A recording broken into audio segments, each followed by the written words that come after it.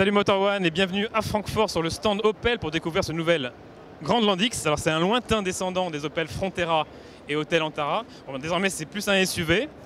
Donc je vais proposer à notre ami Grégoire Vitry, qui est responsable de la communication chez Opel, de nous parler un peu de son dernier bébé. Salut Grégoire. Bonjour Julien. Alors tu vas me présenter un petit peu ton dernier joujou. C'est un SUV qui est un cousin éloigné du Peugeot 3008. C'est un cousin effectivement qui partage des éléments techniques. C'est surtout le troisième de la famille X chez Opel, après Mokka X, Crossland X. Là on a le grand frère, le Grand Landix, c'est le SUV compact.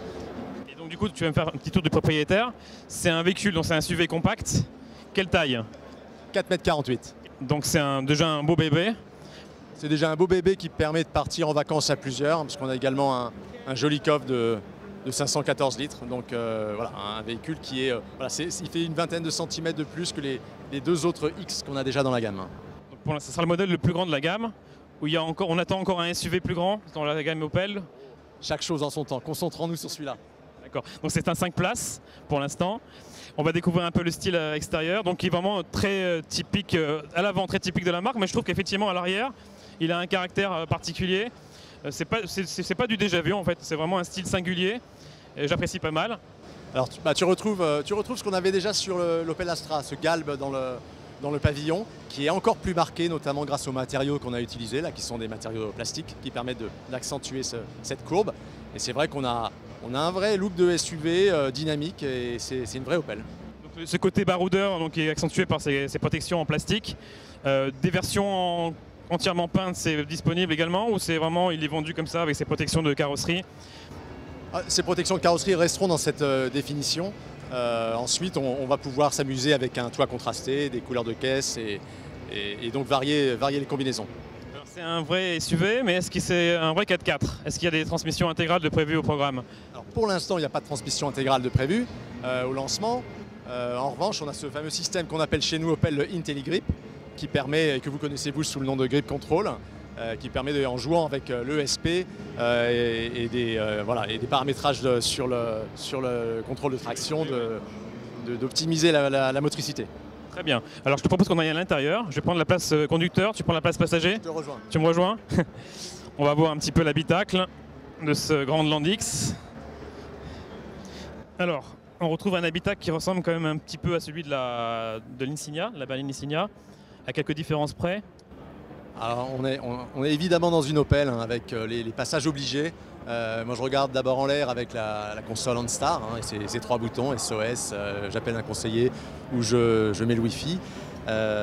Des sièges, là en l'occurrence on est dans des sièges labellisés AGR qui permettent AGR, le fameux organisme de médecins allemands pour la santé du dos. C'est des sièges ergonomiques pour les longs trajets. Pour les longs trajets, pour les gens qui sont sensibles du dos.